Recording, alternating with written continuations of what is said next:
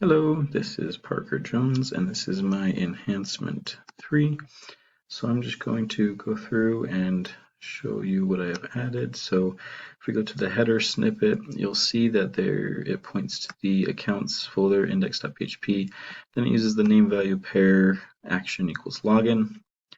If we go to the newly created login page, down here you have this register now button. Also points to the accounts folder, uses the name value pair action equals register this time. And if we go up to my accounts folder in the index.php, we'll look at this the switch action. First case is login, and it will include going to the view folder, login.php. Second case is register, view folder, register.php. So we will see that in action. So this is just my index.php right here. Hit home, good to go.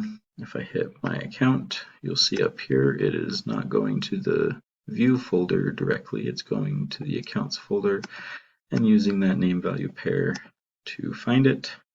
And same with this register page, you'll see up here, same thing. So we'll test the my account button from here, and once again from here. Looking good.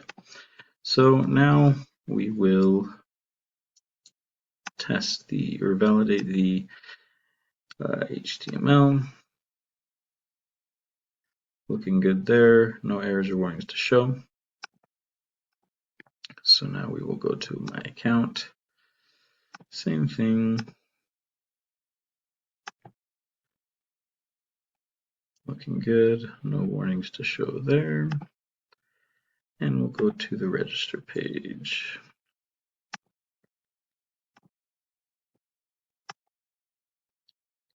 And no errors or warnings to show there. So last thing we'll do, I guess we can just go back home and we're going to validate the CSS. And there is one error that I just can't seem to get rid of, but it's not really messing with the actual code itself. It says @import are not allowed after any valid statement other than @charset and @import. And it's just talking about the very top of my my small view or my small CSS.